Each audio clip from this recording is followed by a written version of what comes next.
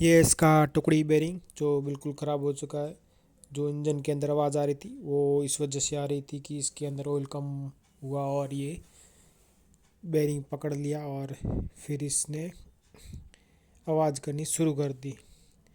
तो ये इसके स्लू हैं और ये भी काफ़ी कट चुके हैं। और ये ट्रैक्टर मात्र 300 घंटे ही चला है, यानी कि सिर्फ 300 घंटे में इंजन की ये हालत हो चुकी है। और ये इसकी क्रेंग है, यहाँ से इसका मुंह ये ख़राब हुआ है और यहाँ से ठीक है, यानी एक मुंह ख़राब हुआ, यानी पूरा इंजन खोलना पड़ा। और बाकी ये देख सकते हो इसके बेरिंग भी गल गए हैं।